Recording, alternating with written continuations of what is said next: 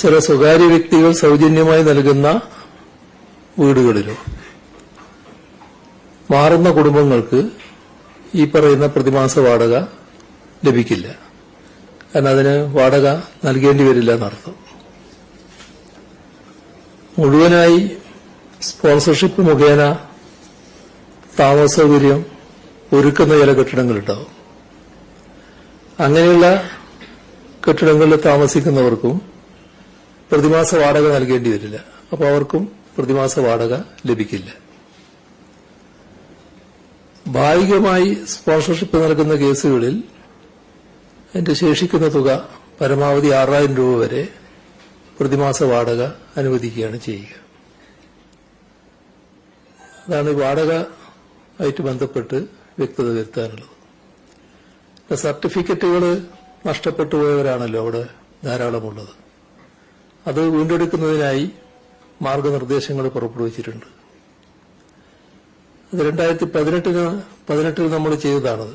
അതിന് സമാനമായി വിവിധ രേഖകൾ നഷ്ടപ്പെട്ടവർക്ക് യൂണിവേഴ്സിറ്റികൾ, സർക്കാർ സ്ഥാപനങ്ങൾ, തദ്ദേശഭരണ സ്ഥാപനങ്ങൾ, ബോർഡുകൾ, കോർപ്പറേഷനുകൾ, കമ്മീഷനുകൾ, ഡയറക്ടറേറ്റുകൾ ഇങ്ങനെയുള്ള സ്ഥാപനങ്ങളിൽ നിന്ന് ഡ്യൂപ്ലിക്കേറ്റോ പുതുക്കിയ രേഖകളോ നൽകുമ്പോൾ യാതൊരു ഫീസും ഈടാക്കാൻ പാടുള്ളതല്ല എന്ന് ഉത്തരവ് നൽകിയിട്ടുണ്ട്.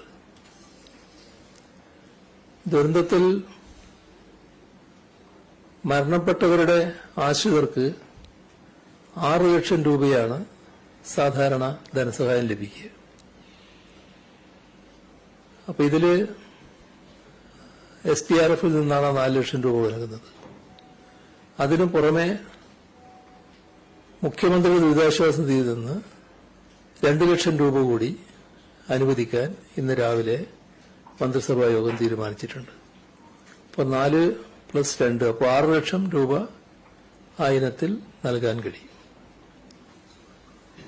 ഇതോടൊപ്പം തന്നെ അംഗവൈകല്യം വന്നവരുണ്ട്. കണ്ണുകള്, കൈകാലുകള് ഇവയെല്ലാം നഷ്ടപ്പെട്ടവർക്ക് 60% വൈകല്യം ബാധിച്ചവർക്ക് 75,000 രൂപ. 75,000 രൂപ എന്ന് പറയുന്നത് അതിന് സാധാരണ നിലക്ക് കൊടുക്കുന്ന തുകയുണ്ട്. അതിന് പുറമേയുള്ള 75,000 രൂപ. ഇത് മുഖ്യമന്ത്രി ദുരിതാശ്വാസ നിധിയിൽ നിന്ന് നൽകുന്ന പ്രത്യേക തുകയാണ്. അതോടൊപ്പം 40% മുതൽ 60% വരെ വൈകല്യം ബാധിച്ചവർക്ക് 50,000 രൂപ. അതും CMDRF നിന്ന് അനുവദിക്കുന്നതാണ്. പിന്നെ സാധാരണഗതിയിൽ ഗുരുതരമായ പരിക്ക് പറ്റിയവർക്ക്, ഇത് അംഗവൈകല്യം വന്നവരാണ്, ഗുരുതരമായി പരിക്ക് പറ്റിയവർക്കും 50,000 രൂപ ഇതിന് പുറമെ അനുവദിക്കുന്ന നിലയുണ്ടാവും. മറ്റൊരു പ്രശ്നം വരുന്നത് ഈ മരണപ്പെട്ട ആളുകൾക്ക് അവരുടെ ധനസഹായം അനുവദിക്കുന്ന ഘട്ടത്തിൽ, കുടുംബത്തിന് ധനസഹായം അനുവദിക്കുമ്പോൾ അതിനായി അടുത്ത ബന്ധുക്കൾ, നെക്സ്റ്റ് ഓഫ് കിൻ സാക്ഷ്യപത്രം അടിസ്ഥാനമാക്കി ഇവിടെ ഉരുൾപൊട്ടലിൽ മരണപ്പെട്ടവരുടെ അവകാശികൾക്ക് സംസ്ഥാന ദുരന്ത നിവാരണ അതോറിറ്റിയുടെ അധികാരത്തിന് വിധേയമായി നഷ്ടപരിഹാരം നൽകാനാണ് ഉദ്ദേശിക്കുന്നത്. ഇപ്പോൾ COVID-19 സമയത്ത് ഇതേ രീതി നമ്മൾ സ്വീകരിച്ചിട്ടുണ്ട്. അതേ രീതി ഇതിലും തുടരാനാണ് ഉദ്ദേശിക്കുന്നത്. അപ്പൊ ഇങ്ങനെ വന്നാൽ പിന്തുണാവകാശ സർട്ടിഫിക്കറ്റ് കൂടാതെ തന്നെ ഭാര്യ, ഭർത്താവ്, മക്കൾ, മാതാപിതാക്കൾ ഇവർക്കെല്ലാം നഷ്ടപരിഹാരം ലഭിക്കും. സഹോദരൻ, സഹോദരി എന്നിവർക്ക് അവരാശ്രിതരാണെങ്കിൽ ധനസഹായം ലഭിക്കും. പിന്തുണാവകാശ സർട്ടിഫിക്കറ്റ് ലഭിക്കുന്നതിനുള്ള കാലതാമസം പൂർണ്ണമായും ഇതിന്റെ ഭാഗമായി ഒഴിവാക്കാനാകും. പിന്തുണാവകാശ സർട്ടിഫിക്കറ്റ് അനുവദിക്കുന്നതിന് മുൻപ് ആക്ഷേപം ഉന്നയിക്കുന്നതിന് നോട്ടീസ് സമയപരിധിയായ 30 ദിവസം ഇത് പൂർണ്ണമായും ഒഴിവാക്കും. ദുരന്തത്തിൽപ്പെട്ട കാണാതായ വ്യക്തികളുണ്ട്. അവരുടെ ആശ്രിതർക്കും സഹായം നൽകേണ്ടതായിട്ട് വരും. ഇതില് നേരത്തെ പെട്ടിപിടി ദുരന്തത്തിൽ കാണാതായവരുടെ കാര്യത്തിൽ പുറപ്പെടുവിച്ചതുപോലെ പോലീസ് നടപടികൾ പൂർത്തിയാക്കി പട്ടിക തയ്യാറാക്കി പ്രസിദ്ധീകരിക്കും. അതടിസ്ഥാനപ്പെടുത്തി ആവശ്യമായ ഉത്തരവ് പുറപ്പെടുവിക്കുകയാണ് ചെയ്യുക. വയനാട് ഉരുൾപൊട്ടൽ ദുരന്തത്തിൽ ഇതുവരെ 231 മൃതദേഹങ്ങളും 206 ശരീരഭാഗങ്ങളുമാണ് കണ്ടെത്തിയത്. മേപ്പാടിയിൽ നിന്ന് 151 മൃതദേഹങ്ങൾ, നിലമ്പൂരിൽ നിന്ന് 80 മൃതദേഹങ്ങളാണ് കണ്ടെത്തിയത്. 39 ശരീരഭാഗങ്ങളാണ് മേപ്പാടിയിൽ നിന്ന്, നിലമ്പൂരിൽ നിന്ന് 172 ശരീരഭാഗങ്ങളാണ് കണ്ടെത്തിയത്. ഇതേവരെ ലഭിച്ച എല്ലാ ശരീരഭാഗങ്ങളുടെയും മൃതദേഹങ്ങളുടെയും പോസ്റ്റ്മോർട്ടം നടത്തിയിട്ടുണ്ട്.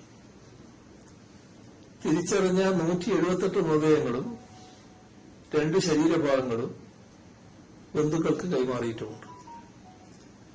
തിരിച്ചറിയാത്ത 52 മൃതദേഹങ്ങളും 194 ശരീരഭാഗങ്ങളും വയനാട് ദുരന്തത്തിന്റെ പശ്ചാത്തലത്തിൽ സർക്കാർ പുറത്തിറക്കിയ പ്രത്യേക മാർഗനിർദ്ദേശപ്രകാരം വിവിധ മതവിഭാഗങ്ങളുടെ പ്രാർത്ഥനയോടെ സംസ്കരിച്ചു.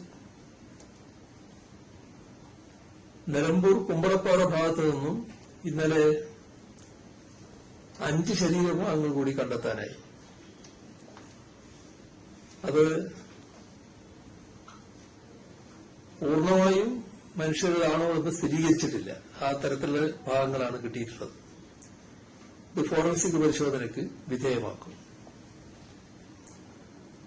മൃതദേഹങ്ങളും ശരീരഭാഗങ്ങളും ഉൾപ്പെടെ 415 സാമ്പിളുകളാണ് ശേഖരിച്ചത്. അതില് 401ന്റെ DNA പരിശോധന പൂർത്തിയാക്കിയിട്ടുണ്ട്.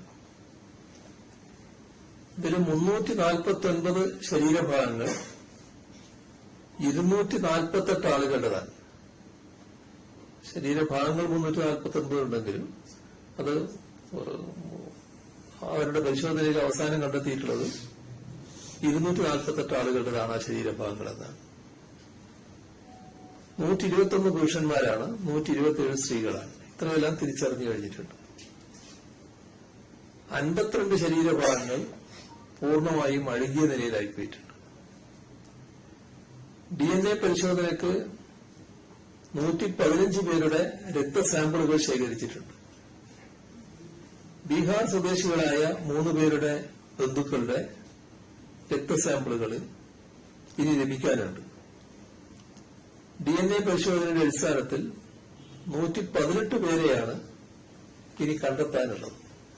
കണ്ടെത്താനുള്ളവരുടെ അതിൽ 118 പേരായി മാറിയിട്ടുണ്ട്. ചുവർമല പാലത്തിന് താഴ്ഭാഗത്തായി വനത്തിലൂടെ ഒഴുകുന്ന പുഴയുടെ തീരങ്ങൾ കേന്ദ്രീകരിച്ചും നിലമ്പൂർ, വയനാട് മേഖലകളിലും തെരച്ചിൽ ഊർജിതമാണ്.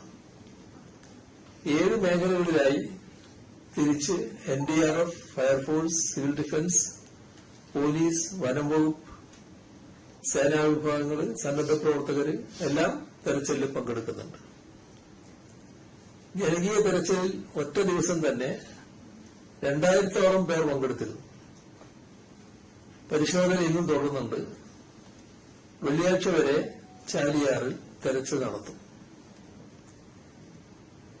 ഉരുൾപൊട്ടൽ ദുരന്തബാധിതർക്ക് വീട്ടുപകരണങ്ങൾ ഉൾപ്പെടെ നൽകി താൽക്കാലിക പുനരധിവാസം ഉറപ്പാക്കുന്നതിന് സർക്കാർ തലത്തിൽ ഒരുക്കങ്ങൾ പുരോഗമിക്കുകയാണ്. പൊതുമരാമത്ത് വകുപ്പ്, തദ്ദേശഭരണ സ്ഥാപനങ്ങൾ, മറ്റ് സർക്കാർ വകുപ്പുകൾക്ക് കീഴിലുള്ള ക്വാർട്ടേഴ്സുകൾ, സ്വകാര്യ വ്യക്തികളുടെ ഉടമസ്ഥയിലുള്ള വാടക വീടുകൾ ഇവയെല്ലാം പുനരധിവാസത്തിനായി കണ്ടെത്തിയിട്ടുണ്ട്. സർക്കാർ ഉടമസ്ഥയിലുള്ള 100ഓളം കെട്ടിടങ്ങളാണ് ഇതുവരെ ലഭ്യമായത്. വിവിധ തദ്ദേശഭരണ സ്ഥാപന പരിധികളിലെ സ്വകാര്യ വ്യക്തികളുടെ ഉടമസ്ഥയിലുള്ള 253 കെട്ടിടങ്ങൾ വാടക നൽകി ഉപയോഗിക്കാനായി കണ്ടെത്തിയിട്ടുണ്ട്. ഇതുകൂടാതെ 100ഓളം വീട്ടുടമസ്ഥർ വീടുകൾ വാടകയ്ക്ക് നൽകാനുള്ള സന്നദ്ധതയും അറിയിച്ചിട്ടുണ്ട്. താൽക്കാലിക പുനരധിവാസത്തിനായി ഹാൻസൺ മലയാളത്തിലെ തൊഴിലാളി യൂണിയനുകൾ ഇപ്പോൾ നൽകാൻ തയ്യാറായിട്ടുള്ള 53 വീടുകളും നൽകാമെന്ന ഏറ്റ ബാക്കി വീടുകളുടെയും ഭദ്രതയും നടത്തിപ്പും സംബന്ധിച്ച് റിപ്പോർട്ട് നൽകാൻ ആവശ്യപ്പെട്ടിട്ടുണ്ട്. ട്രേഡ് യൂണിയൻ പ്രതിനിധികൾ, മാനേജ്മെന്റ് പ്രതിനിധികൾ ഇവരെല്ലാം പരിശോധന നടത്തി ഏതൊക്കെ തൊഴിലാളികളെ പരിഗണിക്കുമെന്നുൾപ്പെടെയുള്ള കണക്ക് ലഭ്യമാക്കണമെന്ന നിർദ്ദേശവും നൽകിയിട്ടുണ്ട്. താൽക്കാലിക പുനരധിവാസം ഉറപ്പാക്കുമ്പോൾ മേപ്പാടി, മുപ്പൈനാട്, വൈത്തിരി, കൽപ്പറ്റ, മുട്ടിൽ, അമ്പലവയൽ ഇത്രയും തദ്ദേശ സ്വയംഭരണ പരിധിയിലുള്ള പൂർണ്ണസജ്ജമായ വാസസ്ഥലമാണ് ഉദ്ദേശിക്കുന്നത്. ചുവടുമലയിലെ ദുരന്തബാധിതർക്ക് ഒരു വാടക വീട് എന്ന മുദ്രാവാക്യവുമായി സർവകക്ഷികളുടെയും നേതൃത്വത്തിൽ വാടക വീടുകൾക്ക് വേണ്ടി അന്വേഷണം നടത്തുന്നുണ്ട്. പഞ്ചായത്ത് അംഗങ്ങൾ, റവന്യൂ ഉദ്യോഗസ്ഥർ, സോഷ്യൽ വർക്കർ ഉൾപ്പെടുന്ന 5 സമിതി തദ്ദേശ സ്വയംഭരണ പരിധിയിൽ ലഭ്യമാക്കാവുന്ന വീടുകൾ കണ്ടെത്തി റിപ്പോർട്ട് ചെയ്യും. അതിവേഗം രേഖകൾ നൽകാൻ ദുരന്തബാധിതർക്ക് ക്യാമ്പുകളിൽ സജ്ജമാക്കിയ പ്രത്യേക ക്യാമ്പയിനിലൂടെ ഇതുവരെ 1368 സർട്ടിഫിക്കറ്റുകൾ ലഭ്യമാക്കിയിട്ടുണ്ട്. നാശനഷ്ടം സംഭവിച്ച എല്ലാ കുടുംബങ്ങളും പുനരധിവാസ പാക്കേജിൽ ഉൾപ്പെടുന്നുവെന്ന് ഉറപ്പുവരുത്തും. ക്യാമ്പുകളിലും കുടുംബ വീടുകളിലും ആശുപത്രികളിലും കഴിയുന്നവർ ഉൾപ്പെടെ അർഹരായ മുഴുവൻ പേർക്കും സഹായം ലഭ്യമാകും. പുനരധിവാസ പദ്ധതിയിൽ ഉൾപ്പെടാൻ ദുരിതാശ്വാസ ക്യാമ്പുകളിൽ രജിസ്റ്റർ ചെയ്യണമെന്ന രീതിയിൽ നടക്കുന്ന പ്രചരണം അടിസ്ഥാനരഹിതമാണ്. അത് ഈ അടിസ്ഥാനരഹിതമായ പ്രചരണം നടത്താൻ ചില വിദ്വാന്മാർക്ക് വലിയ താല്പര്യമാണ്. അതിന്റെ ഭാഗമായിട്ടാണ് ഇത് വന്നിട്ടുള്ളത്. ക്യാമ്പുകളിൽ ആരൊക്കെ കഴിയുന്നുവെന്ന് നോക്കിയല്ല, ഉരുൾപൊട്ടൽ ദുരിതം വിതച്ച പ്രദേശങ്ങളിൽ നിന്നുള്ള കൃത്യമായ ഡാറ്റയുടെ അടിസ്ഥാനത്തിലാണ് പാക്കേജ് തയ്യാറാക്കുന്നത്. സംസ്ഥാന സർക്കാർ നിയോഗിച്ച വിദഗ്ധ സംഘം ദുരന്ത മേഖലകളിൽ പരിശോധന നടത്തിവരികയാണ്. ദേശീയ ഭൗമശാസ്ത്ര പഠന കേന്ദ്രത്തിലെ മുതിർന്ന ശാസ്ത്രജ്ഞൻ ജോൺ മത്തായിയുടെ നേതൃത്വത്തിലുള്ള 5 സംഘമാണ് ദുരന്തബാധിത പ്രദേശങ്ങളും അനുബന്ധ മേഖലകളും പരിശോധിക്കുന്നത്. ഉരുൾപൊട്ടലിന്റെ പ്രഭവ കേന്ദ്രങ്ങളായ പുഞ്ചിരിമട്ടവും അനുബന്ധ പ്രദേശവും ഇന്നലെ സംഘം പരിശോധിച്ചു. പ്രദേശത്തെ മണ്ണിന്റെയും പാറകളുടെയും സാമ്പിളുകൾ ശേഖരിച്ചിട്ടുണ്ട്. ഇവ വിശദമായ പരിശോധനയ്ക്ക് വിധേയമാക്കും. ദുരന്തം സംഭവിച്ചത് എങ്ങനെയെന്നും ഉരുൾപൊട്ടലിൽ സംഭവിച്ച പ്രതിഭാസങ്ങളും സംഘം വിലയിരുത്തും. ദുരന്ത സ്ഥലത്തെ ഭൂവിനിയോഗത്തെക്കുറിച്ചും സംഘം റിപ്പോർട്ട് നൽകും. ദുരന്ത പ്രദേശത്തെയും അനുബന്ധ മേഖലകളിലെയും അപകട സാധ്യതകൾ വിലയിരുത്തും. NIT സൂറത്തുമായി ചേർന്ന് ദുരന്തബാധിത മേഖലയുടെ അതിസൂക്ഷ്മമായ ലിഡാർ സർവേ നടത്താൻ ഉദ്ദേശിക്കുന്നുണ്ട്. ഈ സർവേയിലൂടെ ഭൂമിയുടെ ഉപരിതലവും ഉപരിതലത്തിന് മുകളിലുള്ള എല്ലാ വസ്തുക്കളുടെയും കൂടുതൽ സൂക്ഷ്മമായ വിവരങ്ങൾ ലഭിക്കും. ഈ വിവരങ്ങൾ ഉപയോഗിച്ചുകൊണ്ട് വിദഗ്ധ സംഘം നൽകുന്ന റിപ്പോർട്ട് കൂടി പരിഗണിച്ചാണ് ഇനിയുള്ള ഭൂവിനിയോഗത്തിന്റെ രീതികൾ നിശ്ചയിക്കാൻ സാധിക്കുക.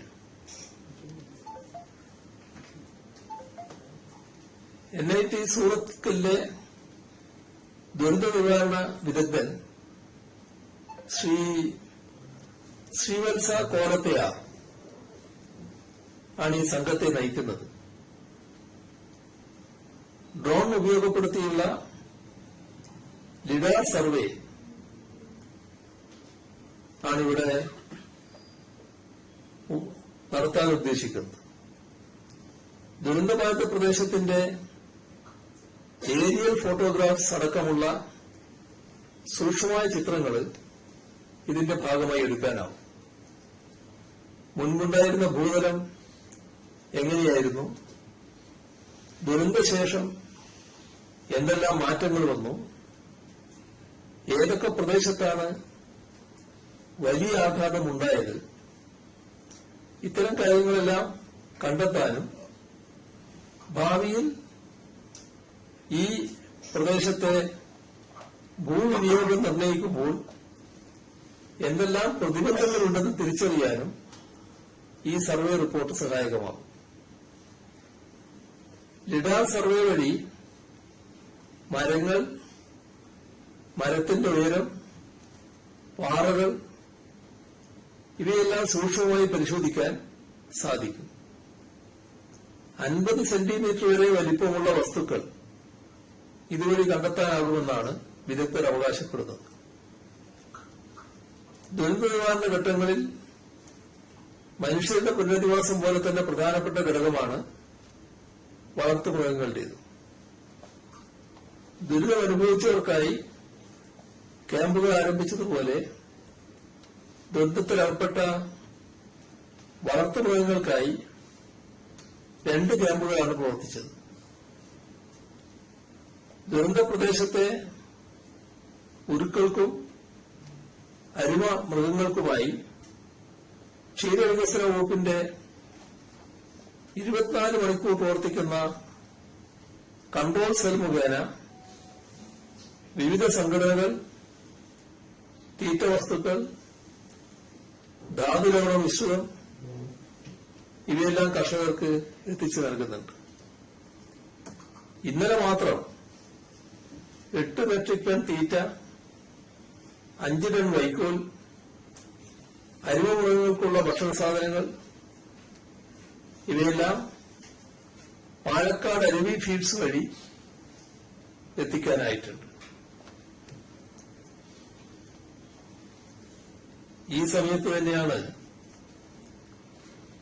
വെലങ്ങാട് ദുരന്തവും ഉണ്ടായത്. കഴിഞ്ഞ മാസം 30-ന് വാണിമേൽ ഗ്രാമപഞ്ചായത്തിലും അടിച്ചിപ്പാറ മലയിലുമുണ്ടായ ഉരുൾപൊട്ടൽ നേരത്തെ ഇവിടെ പരാമർശിച്ചതാണ്. പന്നിയേരി, മലയങ്ങാട്, കമ്പളിപ്പാറ, പാനവും കൂറ്റല്ലൂർ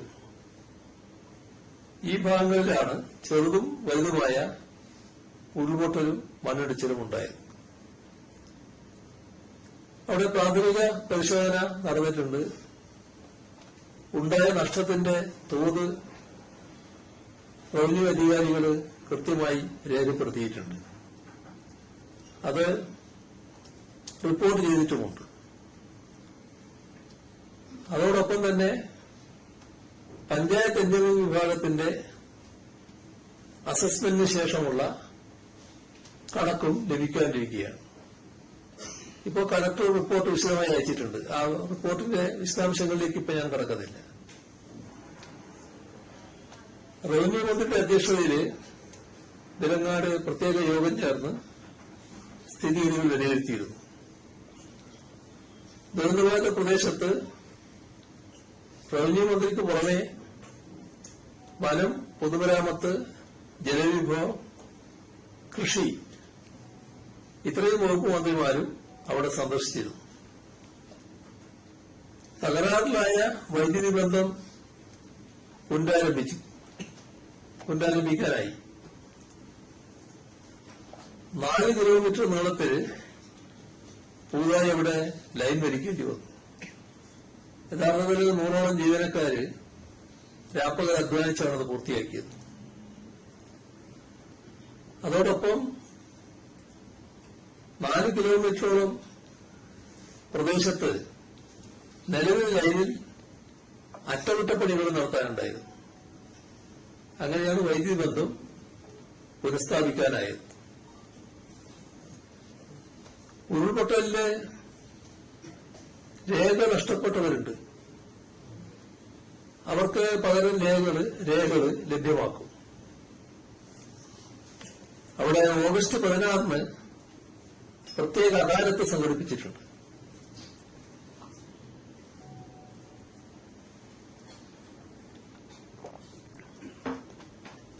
വിവിധ വകുപ്പുകൾ സംയുക്തമായി നടത്തുന്ന അദാലത്താണിത്. അപ്പൊ എല്ലാവിധ രേഖകളും സർട്ടിഫിക്കറ്റുകളും നഷ്ടപ്പെട്ടു പോയത് ലഭ്യമാക്കാൻ തന്നെയാണ് ഉദ്ദേശിക്കുന്നത്. അതോടൊപ്പം ഉരുൾപൊട്ടലുണ്ടായ സ്ഥലങ്ങളുടെ നിലവിലെ സ്ഥിതിഗതികൾ പഠിക്കാനും ഇവിടെ തുടർവാസം, ഇനി തുടർന്നങ്ങോട്ട് അവിടെ താമസിക്കാൻ പറ്റുമെന്നുള്ളത് സാധ്യമാണോ എന്ന് പരിശോധിക്കുന്നതിനുമായി ജിയോളജി, ഹൈഡ്രോളജി, മണ്ണ് സംരക്ഷണം ഈ വകുപ്പുകളിലെ ഉദ്യോഗസ്ഥരും ഹസാർഡ് അനലിസ്റ്റും ഈ പ്രദേശങ്ങളിൽ സന്ദർശനം നടത്തി വരുന്നുണ്ട്. വിലങ്ങാട് മേഖലയിൽ ഉരുൾപൊട്ടൽ മൂലം പ്രയാസം അനുഭവിക്കുന്നവർക്ക് അതിവേഗം ആശ്വാസവും പുനരധിവാസവും സാധ്യമാക്കാനുള്ള നടപടികൾ പുരോഗമിക്കുകയാണ്.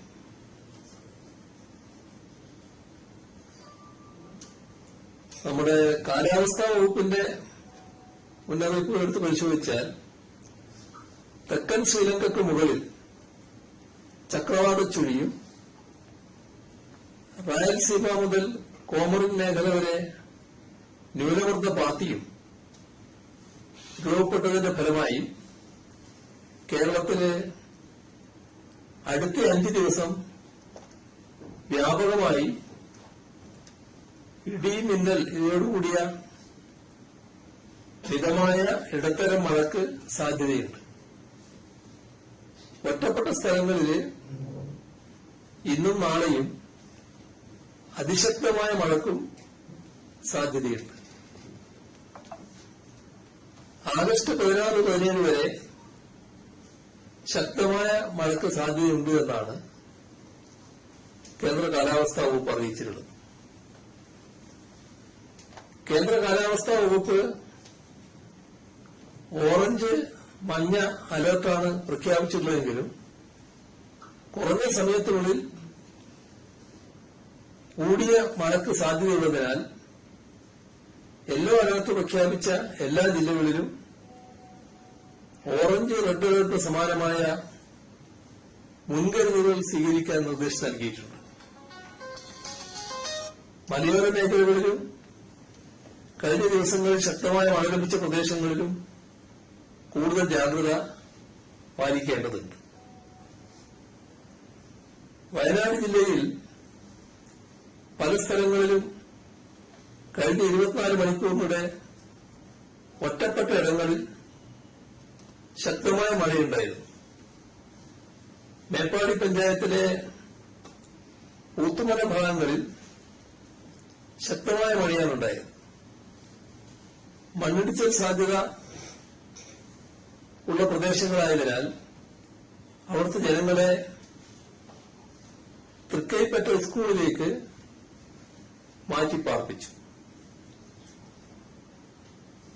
കേന്ദ്ര സർക്കാർ പുറപ്പെടുവിച്ച 2019 തീരദേശ നിയന്ത്രണ മേഖലാ വിജ്ഞാപനത്തിന്റെ അടിസ്ഥാനത്തിൽ തയ്യാറാക്കിയതും കേരള തീരദേശ പരിപാലന അതോറിറ്റി അംഗീകരിച്ചതുമായ കേരളത്തിന്റെ കരട് തീരദേശ പരിപാലന പ്ലാൻ അംഗീകാരത്തിനായി കേന്ദ്ര വനം പരിസ്ഥിതി കാലാവസ്ഥ വ്യതിയാന മന്ത്രാലയത്തിന് സമർപ്പിക്കാൻ ഇന്ന് ചേർന്ന മന്ത്രിസഭാ യോഗം തീരുമാനിച്ചിട്ടുണ്ട്.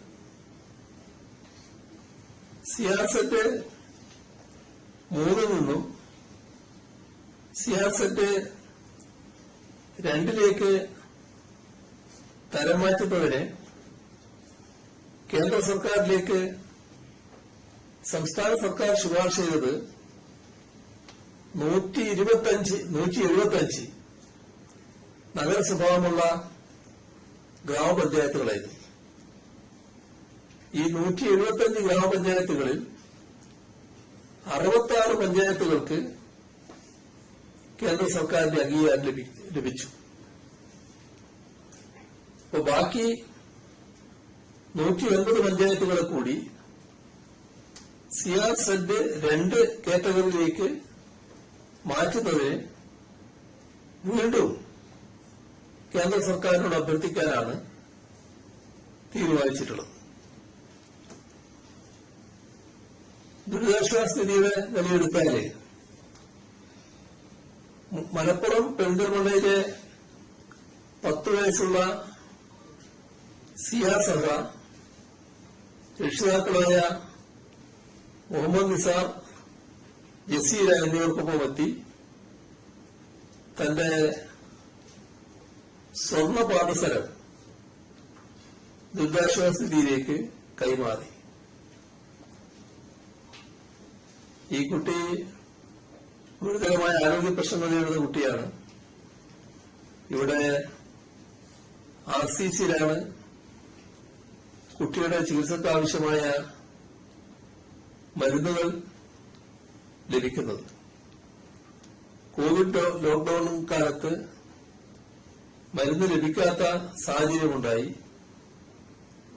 തുടർന്ന്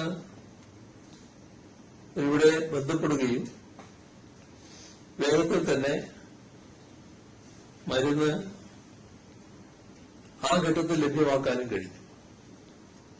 അത് കുട്ടിയെയും കൊണ്ട് വന്ന രക്ഷിതാക്കള് പ്രത്യേകം ഓർമ്മപ്പെടുത്തുകയുണ്ടായി. ദുരന്തബാധിതർക്ക് സഹായമായി ധാരാളം കുട്ടികൾ ഇപ്പോൾ മുന്നോട്ട് വരുന്നുണ്ട്. പെരുന്നാൾ ദിവസം വസ്ത്രം വാങ്ങാൻ, സൈക്കിൾ വാങ്ങാൻ, ചെറിയ ആഭരണങ്ങൾ വാങ്ങാൻ സ്വരൂപിച്ച തുകകൾ, സമ്മാനമായി ലഭിച്ച തുകകൾ, പിന്നെ കുടുക്കയിലെ സമ്പാദ്യം, ഇതെല്ലാം ദുരിതബാധിതർക്കായി അവർ കൈമാറുകയാണ്. അത്തരത്തിലൊന്ന് മലപ്പുറം തിരുവൂരിലെ വെട്ടം AHM LP സ്കൂൾ വിദ്യാർത്ഥികളുടെ സംഭാവന. അവിടുത്തെ വിദ്യാർത്ഥികള് കാരുണ്യ കുടുക്കയിലൂടെ സമാഹരിച്ച 3,400,000 രൂപ ദുരിതാശ്വാസ നിധിയിലേക്ക് കൈമാറി. കുട്ടികൾ നല്ല ശീലങ്ങൾ വളർത്തുന്നതോടൊപ്പം അവരെ ജീവകാരുണ്യ പ്രവർത്തനങ്ങളിൽ പങ്കാളികളാക്കുക എന്ന ലക്ഷ്യത്തിലാണ് ഈ വിദ്യാലയത്തിൽ കാരുണ്യ കുടുക്ക എന്ന ആശയം നടപ്പാക്കുന്നു. കുട്ടികൾക്കും അധ്യാപകർക്കുമായി പ്രത്യേക കാരുണ്യ കുടുക്കുകളുണ്ട്. താൽപര്യമുള്ള തുക ഇത് നിക്ഷേപിക്കുക. കഴിഞ്ഞ മഹാപ്രളയത്തിലും കോവിഡിലും ഇതേ മാതൃകയിൽ ഇവിടുത്തെ വിദ്യാർത്ഥികൾ സംഭാവന നൽകിയിരുന്നു. ദുരിതാശ്വാസ നിധിയിലേക്ക് ഇന്നലെ ലഭിച്ച സംഭാവനകൾ പ്രത്യേകം പത്രക്കുറിപ്പായി ഇന്നലെ തന്നെ നൽകിയിരുന്നു. ഇന്ന് രാവിലെ 11 മണി വരെ ആകെ 1,20,65,329 രൂപയാണ് ദുരിതാശ്വാസ നിധിയിലേക്ക് ലഭിച്ചത്. ദുരിതാശ്വാസ നിധിയുമായി ബന്ധപ്പെട്ട് നല്ല രീതിയിലാണ് പൊതുവെ ആണ് പ്രതികരിക്കുന്നത്. പൊതുവിൽ മാധ്യമങ്ങൾ നല്ല രീതിയിലാണ് പ്രതികരിച്ചത്. ആദ്യഘട്ടത്തിലുണ്ടായ പൊതുജനങ്ങൾക്ക് യാഥാർത്ഥ്യം ജനങ്ങളെ അറിയിക്കുന്ന രീതിയിലുള്ള മാധ്യമ ഇടപെടൽ ഉണ്ടായത് പ്രത്യേകം ശ്രദ്ധിക്കത്തക്കതാണ്. അതുകൊണ്ട് തന്നെ ദുരിതാശ്വാസ നിധിയിലേക്ക് സംഭാവന നൽകുന്നവര് നിരവധി മാധ്യമങ്ങളും മാധ്യമ പ്രവർത്തകരും മാതൃകയായി മാറിയിട്ടുണ്ട്. കാസർഗോഡ് പ്രസ് ക്ലബ്ബ് ഇന്ന് 2,30,000 രൂപയാണ് സംഭാവനയായി നൽകിയത്. ഇന്ന് ലഭിച്ച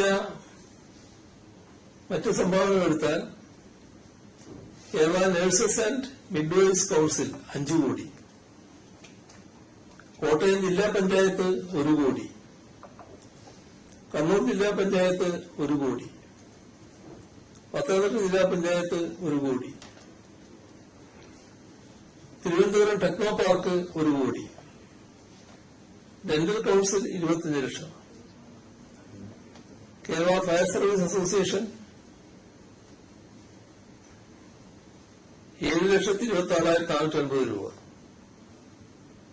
കുക്കി സ്റ്റുഡൻസ് ഓർഗനൈസേഷൻ 1 ലക്ഷം രൂപ, തിരുവല്ല കല്ലുങ്കൽ ജീവകാരുണ്യം വാട്സപ്പ് കൂട്ടായ്മ സമാഹരിച്ച 50,001 രൂപ,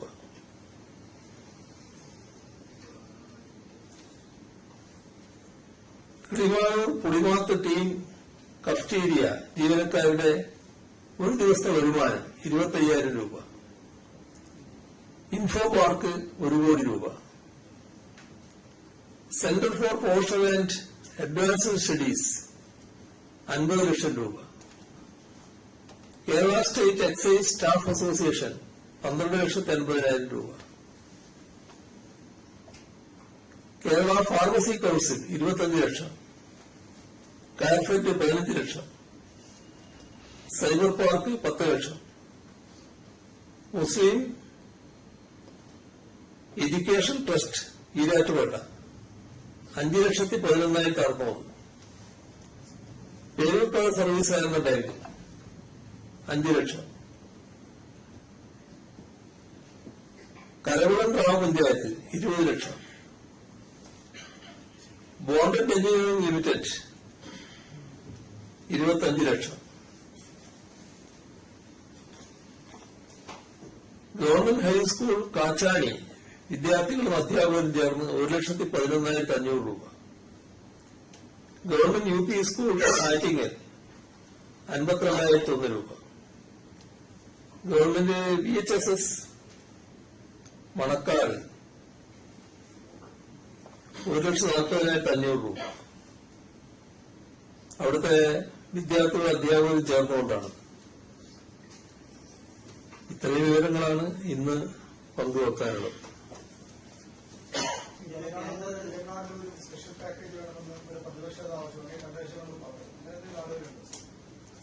സ്പെഷ്യൽ പാക്കേജ് തന്നെയായിരിക്കും ഇത് വന്നാൽ. ബലങ്ങാടിനും ഇതോടൊപ്പം തന്നെ കാര്യങ്ങളെല്ലാം ചെയ്യും. അതിപ്പോ ഇതാണല്ലോ ഏറ്റവും പ്രധാനം. അതുകൊണ്ട് അവിടെ കേന്ദ്രീകരിച്ചു എന്ന് മാത്രമേ ഉള്ളൂ. മറ്റവരെല്ലാ കാര്യങ്ങളും ചെയ്യും.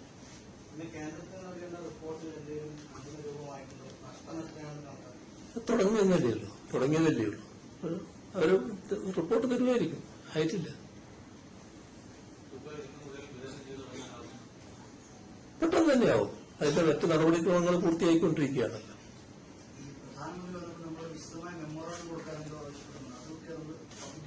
വിശദമായ മെമ്മോറാണ്ടം എന്ന് പറയുമ്പോൾ സാധാരണ നഷ്ടം കണക്കാക്കുക മാത്രമല്ല, നഷ്ടം കണക്കാക്കലാണെങ്കിൽ പെട്ടെന്ന് കണക്കാക്കി അതങ്ങ് നമുക്ക് കൊടുക്കുക.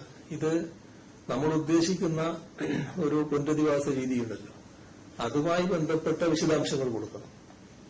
അപ്പൊ അത്തരം കാര്യങ്ങളിലുള്ള സഹായമാണ് നമ്മൾ ചോദിക്കുന്നത്. അതിനുള്ള തയ്യാറെടുപ്പുകൾ നടന്നുകൊണ്ടിരിക്കുക.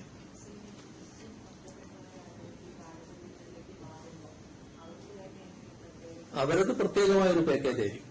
പ്രത്യേകമായ രീതിയിൽ അങ്ങനെ എങ്ങനെ സംരക്ഷിക്കണം എന്നുള്ളത് പ്രത്യേകമായിട്ടെടുക്കും. കുട്ടികൾ അത്രയധികമില്ല. എന്നാലുള്ള കുട്ടികളുടെ കൃത്യമായ കണക്ക് നമ്മൾ നേരത്തെ പറഞ്ഞിട്ടുണ്ടല്ലോ. അതെ, ആ കുട്ടികളെ പ്രത്യേകമായി സംരക്ഷിക്കുന്ന സംവിധാനമുണ്ടാവും. അത് ഇതിന്റെ പുറമെയുള്ള മറ്റ് സംരക്ഷണ രീതികൾ നമ്മൾ നേരത്തെ സ്വീകരിച്ചിട്ടുണ്ട്. സ്വാഭാവികമായിട്ട് സ്വീകരിക്കും.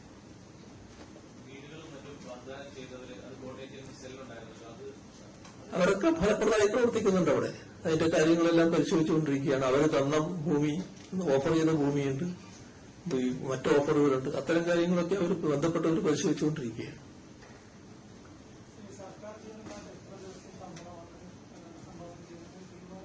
എല്ലാം നേരത്തെ അത് പ്രഖ്യാപിച്ചതാണല്ലോ. അവരെല്ലാവരും മൊത്തമായി പറഞ്ഞത് 5 ദിവസം എന്നുള്ളതാണ്. അത് ഏറെക്കുറെ നിലയിലേക്ക് നടപടികൾ നീങ്ങുന്നു എന്നാണ് മനസ്സിലാക്കുന്നത്. അവർ തന്നെ അഭിപ്രായപ്പെട്ടിട്ടുള്ളതാണ്, യോജിച്ച് അഭിപ്രായപ്പെട്ടതാണ്.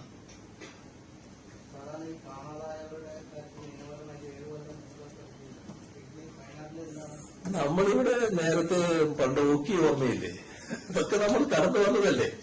അതിനൊക്കെ സാധാരണ നമ്മൾ സ്വീകരിക്കുന്ന നടപടികളുണ്ട്. ഇപ്പൊ അത് പറയേണ്ടത് കേട്ടല്ല, അതൊക്കെ നമുക്ക് ചെയ്യാം, അതിനൊന്നൊരു വിഷമമില്ല.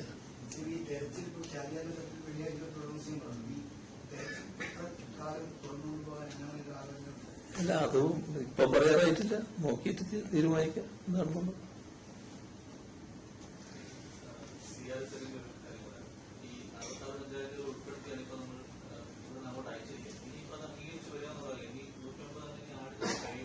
അറുപത്താറിന്റെ കാര്യത്തിൽ അവരുടെ ഏകദേശം അംഗീകാരം നേരത്തെ ആയതാണ്.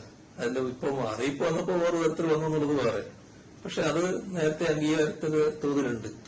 എന്നാൽ അത് മാത്രമല്ല, അത് കഴിച്ച് ബാക്കിയുള്ള 175 നമുക്ക് അർഹതയുള്ളതാണ്. അതുകൂടി വേണമെന്നുള്ളതാണ് ഇന്ന് നമ്മൾ ആവശ്യപ്പെടുന്നത്. അത് അന്ന് തന്നെ ആവശ്യപ്പെട്ടിട്ടുണ്ട്. ഇന്ന് ക്യാബിനറ്റ് ഈ മേപ്പടക്കം കൊടുക്കുന്ന കൂട്ടത്തിലും ഈ 66 കഴിച്ചുള്ള ബാക്കിയുള്ളതിന്റെയും കാര്യങ്ങൾ ആവശ്യപ്പെടുകയാണ്. അതാണ് ഉണ്ടായിട്ടുള്ളത്. അപ്പോ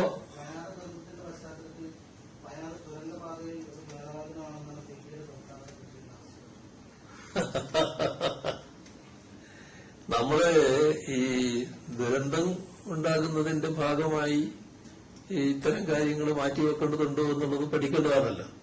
ഇപ്പൊ നേരത്തെ അതിന്റെ ഭാഗമായിട്ട് എല്ലാ പഠനങ്ങളും നടന്നിട്ടുണ്ട്. ഈ പല സ്ഥലത്തും ഈ തുരങ്കങ്ങൾ ഉണ്ടാകുന്നുണ്ടല്ലോ. ആ തുരങ്കങ്ങൾ ഏതെങ്കിലും തരത്തിൽ മറ്റ് ദുരന്തത്തിന് വഴിവെക്കുന്ന ഒന്നായിട്ടല്ല പൊതുവെ ലോകം കണ്ടിട്ടുള്ളത്. അത് പഠന വിഷയമാണ്, നമുക്ക് നോക്കാൻ എന്താണെന്നുള്ളത്.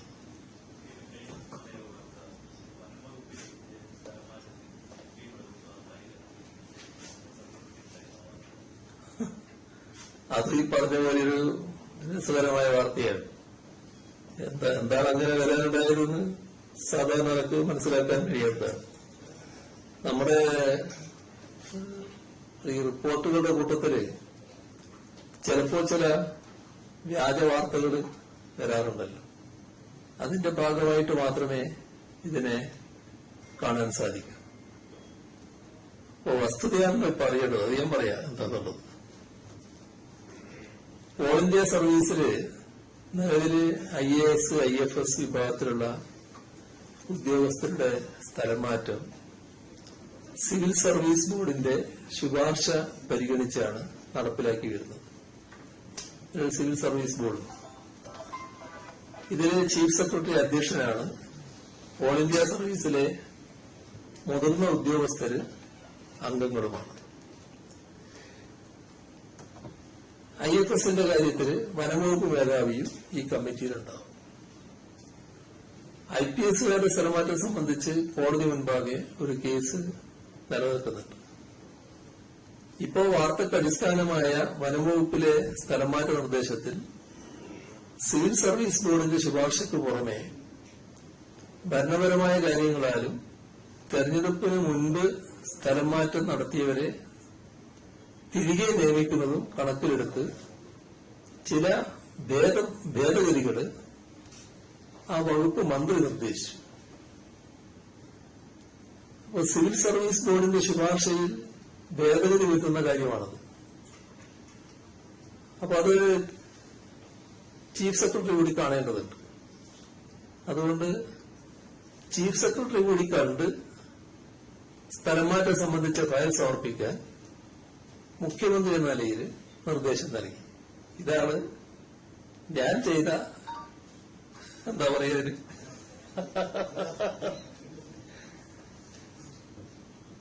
അപ്പോ ഭേദഗതി നിർദ്ദേശങ്ങൾ സിവിൽ സർവീസ് ബോർഡിന്റെ പരിഗണന കൂടി കഴിഞ്ഞ് തീരുമാനിക്കുന്നതാകും ഉചിതമെന്ന് ചീഫ് സെക്രട്ടറി അഭിപ്രായപ്പെട്ടു. ഇത് അംഗീകരിക്കാനുണ്ടായിട്ടില്ല. ഒരു ഔദ്യോഗികമായ നടപടിക്രമങ്ങളുടെ ഭാഗമായിട്ടുള്ളൊരു കാര്യം മാത്രമാണത്. ബാക്കി കാര്യങ്ങളെല്ലാം നിങ്ങൾക്കറിയാം എന്തൊക്കെയാണ് വാർത്തയിലുണ്ടായിരുന്നത്.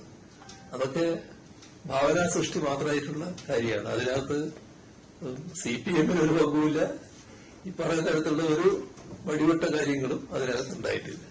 അതാണ് മനസ്സിലാക്കേണ്ട കാര്യം. അപ്പൊ ഇതിനൊക്കെ എന്താണെന്നറിയാം, ഇത്തരം കാര്യങ്ങൾ നിങ്ങൾ ശ്രദ്ധിക്കേണ്ട കാര്യം, നിങ്ങൾ ഈ റിപ്പോർട്ട് ചെയ്ത ഒരാളുടെ പ്രശ്നം മാത്രമല്ല, ഇത്തരം കാര്യങ്ങൾ വരുമ്പോൾ ബന്ധപ്പെട്ട അധികൃത കേന്ദ്രങ്ങളോട് ചോദിച്ചാൽ മതിയല്ലോ എന്താണ് സ്ഥിതി എന്ന് മനസ്സിലാക്കി ചെയ്താൽ ഈ അബദ്ധം പറ്റില്ല. ഇപ്പം ഈ റിപ്പോർട്ട് ചെയ്ത ആൾക്ക് എന്തൊരു ക്ഷോടായിരിക്കും ഇത് ഞാൻ പറയുമ്പോൾ അയാളുടെ ഒരു കരിയറിനെ തന്നെ ബാധിക്കുന്ന ഒരു പ്രശ്നമായിട്ടില്ലേ എന്ന് വരിക. അപ്പൊ അതുണ്ടാകാതിരിക്കാൻ ഒരു ചെറിയ സാവകാശം എടുത്താൽ മതിയല്ലോ, ചോദിച്ചാൽ മതിയല്ലോ എന്താണ് അന്വേഷിച്ചാൽ മനസ്സിലാക്കാൻ കഴിയുന്ന കാര്യമില്ലേ ഉള്ളൂ. സ്ക്രീൻഷോട്ട് കാഫിൽ പ്രയോഗത്തിന്റെ കാര്യത്തിൽ പോലീസ് റിപ്പോർട്ടുകൾ കൊടുത്തിരിക്കുന്നു. ഇടതെന്ത് എൻകൗണ്ടർ റെഡ് ആർമി എന്നൊക്കെ പറഞ്ഞ വാട്സപ്പ് കൂട്ടായ്മകളാണെന്ന് അവിടെ പോലീസ് റിപ്പോർട്ട്. പോലീസ് റിപ്പോർട്ടിന്റെ കാര്യം ഞാൻ പത്രത്തിൽ കണ്ടു. ഞാൻ എന്റെ കയ്യിൽ റിപ്പോർട്ടില്ല, നോക്കാൻ എന്താണെന്നുണ്ട്. അത് സാധാരണഗതിയിൽ പോലീസില്ലേ പരിശോധിച്ചുകൊണ്ടിരിക്കുന്നത്. അപ്പോ അല്ല, അതെല്ലാം പോലീസ് പരിശോധിച്ച് വരട്ടെ എന്താണെന്നുള്ളത് എന്നിട്ടല്ലേ നമ്മൾ നോക്കേണ്ടത്. അപ്പൊ നമുക്ക്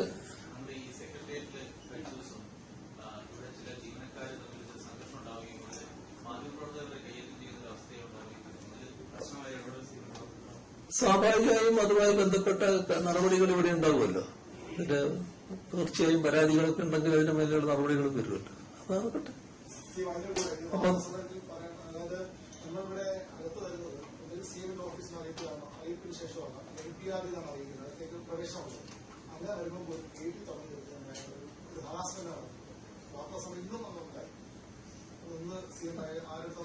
എന്താണെന്ന് ചോദിക്കാം. ശരി, ഓക്കെ.